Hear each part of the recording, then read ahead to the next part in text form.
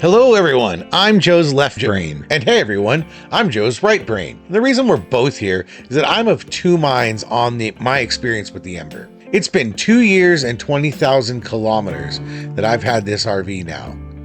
Right now I'm filming this in November, and October is when we hit the 2-year mark. It's definitely the coolest RV I've ever owned, and I've gotten more enjoyment out of this RV than any previous RV. I knew we were gonna have problems when we got it, and that's because it's a very early generation of a very new model from a new company, and I'd been following some of the early buyer experiences, so I knew what issues to expect.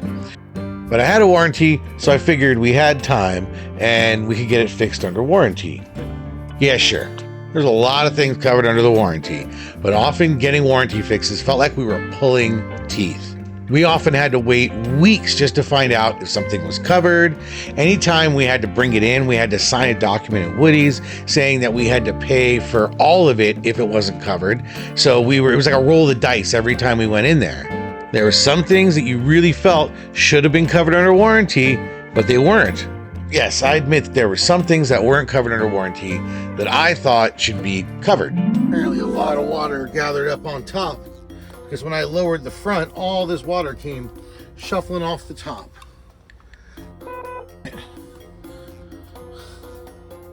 Look at all that water. All right, so again, water all over the place. This is bad.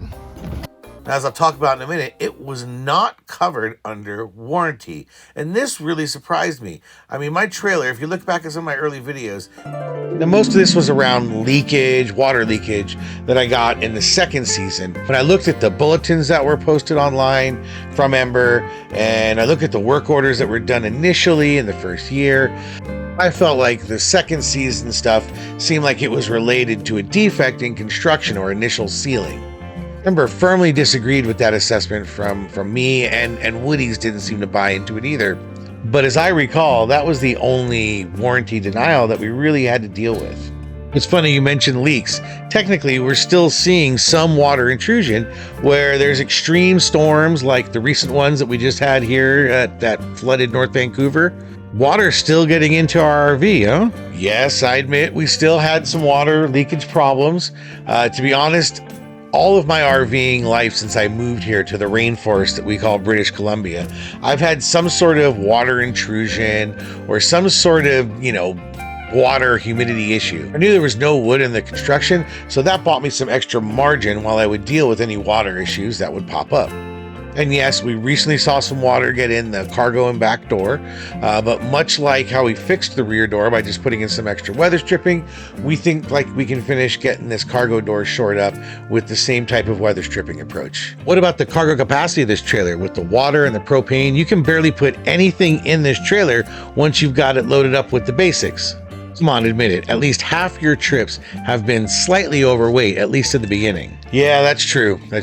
We did so much research on this RV, and the one blind spot, the one thing that we overlooked was the cargo capacity. Didn't seem to catch it. I don't know how I didn't really look at this. And I overlooked the fact that it only has an 800-pound cargo capacity.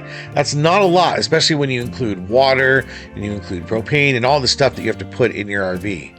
And if you add all of our clothes and the stuff that we maybe try to use that flex area a little bit for storage, lo and behold, we're overweight on that back axle. Traditionally, we have left on trips anywhere from 50 to 150 pounds over the weight limit of the trailer.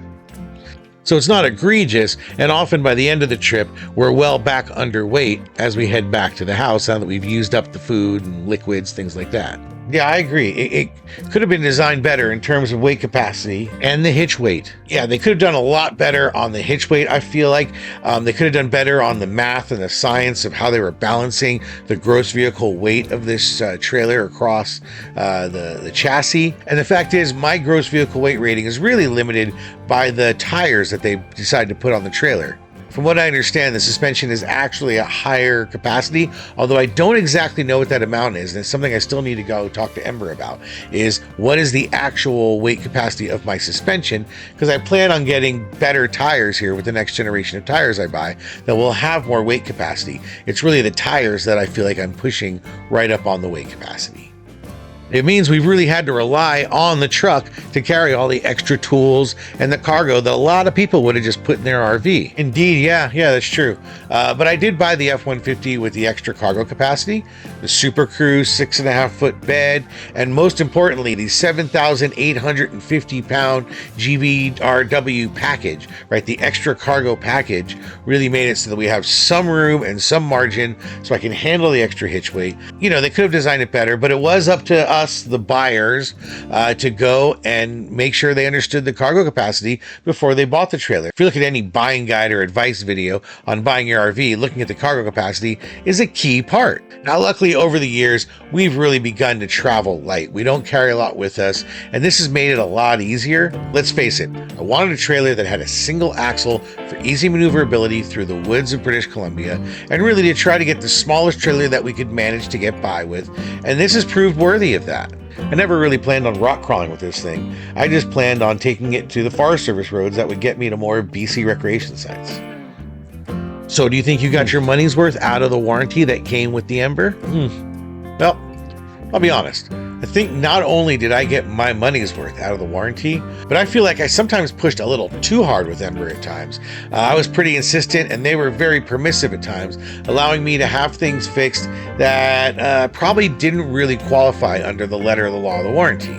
Now, whether that's because I have a YouTube channel, so my word of mouth carries a little farther, or whether or not they're just trying to treat us customers on the right side of too much customer service versus too little.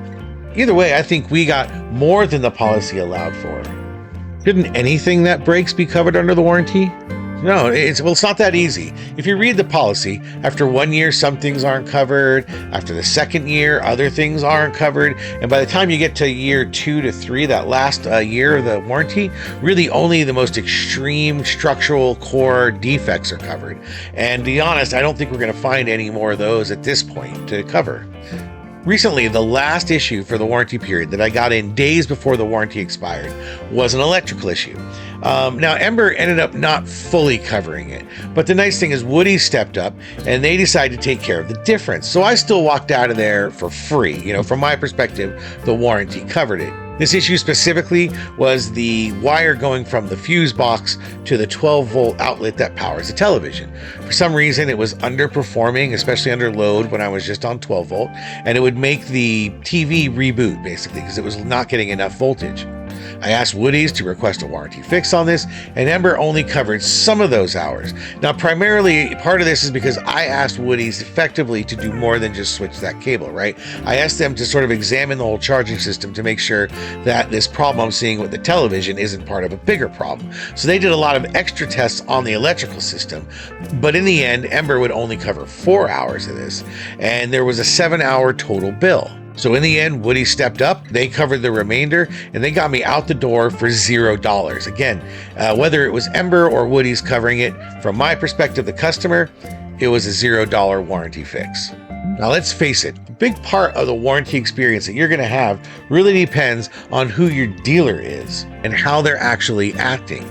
In my case, Woody's was usually timely, responsive, and communicative, and that reflected upon my Ember experience with the warranty. If I'd had a crappy dealer, I probably would think less of Ember and my Ember experience. After that last 12-volt fix that Woody's covered half the cost, I was so happy that I walked out of there with $0 that later that day I sent the whole service team pizza, just as a little thank you. I mean, that's nothing like the money I would have had to spend on all that labor, so that was the least I could do. And I thought it was a great way to end that 2-year period, that warranty period, where Woody's repeatedly went to bat. I really rarely had to contact Ember for anything. Woody's took care of it all. Now, I never actually sent any pizza or donuts or anything to the Ember factory. There's a lot more people there. And let's be honest, from the countless comments and emails that I've gotten from people who actually decided to go buy an Ember partially based on the videos that I've put out, has led me to believe that Ember has more than got their quid pro quo of goodwill.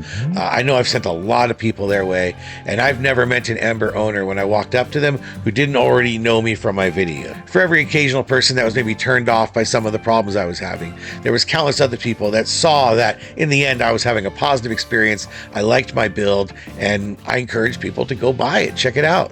I was really happy to give back to both Woody's and Ember where I could. I really feel like both companies treated me rather well. At times we may have been a little frustrated with this, but overall when I look at the experience, it was a net positive experience. Let's talk about all the things that do work on my Ember. To qualify this list, it has to be anything that has worked the whole time or worked after the first warranty repair. Let's take a look at the list.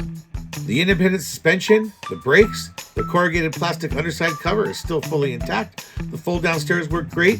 The outdoor water hookup for the hose, the Nautilus water system, the front compartment doors. There's been no excessive rust or wear underneath the trailer. The bathroom fan has been fine. Toilet works. The movable bunks and shelves have been great. The rear access door is fine. It tows really well. The shower door, the microwave, the refrigerator, the shower miser, they all work. I love the cargo door bug screen. Air conditioner, television. The fold down Murphy bed works fine. The Trubicombi water and space heater system is great. The inverter, very solid floors. Solar panels, the Battleborn batteries, stove, the electric awning. Off-road performance has been great. The primary couch has been great. The slide out has worked. The shower, the indoor lighting system, indoor USB chargers, they've all worked. The stove vent fan's great. The propane system is solid. The pre-wired backup camera worked. The sewer drainage system, stabilizer jacks, exterior AC plugs, they all work. All the windows and screens, including the Stargazer sunroof, work great. The dealer installed slide out cover has been a great choice. Cabinet doors, the Ember Lippert control panel, and of course, the kitchen sink. Well, we definitely love driving it around, and it goes anywhere we ask. Anywhere the truck will go, the trailer will go. Has all the creature comforts that we're looking for. Yep. Now, whether it was my experience with the Ember or just having to buy an RV again in general, really, I don't want to have to buy an RV for a very long time. Yeah, I agree. One of the reasons we spent all the extra money and put extra energy in the last couple of years of this warranty period was done in the service of our hopes that we would be able to keep this trailer for a long, long time. As long as the shell holds up and keeps the water out, then we can always change and remodel the inside. It's the outside that I was mostly paying for. The appliances and the plumbing is something you can always change and tweak. Well, if you do remodel it, make sure to redesign the bed because your wife is really tired of being squeezed into the coffin corner of our east-west bed setup. It's a great bed and all, but her having to be shoved into that corner with the curve, it's just really not, it's just too constricting for her. I get it. Ain't that the truth? I'll keep it in mind, but for now, this trailer should last a long time as is, and I really do want to wait a very long time before we have to remodel it. In the end, I do love this trailer. I love how it tows. I love the amenities inside. Knowing what we know today, if I had it all over to do again, I'd probably buy the same damn trailer. Yep. So thanks everyone. We'd love to hear your thoughts on this. Don't forget to comment below, and here's some other playlists you might find interesting. Over here to the left are some camping videos. Down here below is our RV's Gone Wild series. And over here in the corner is one of our classic videos that you might find interesting. Thanks for watching.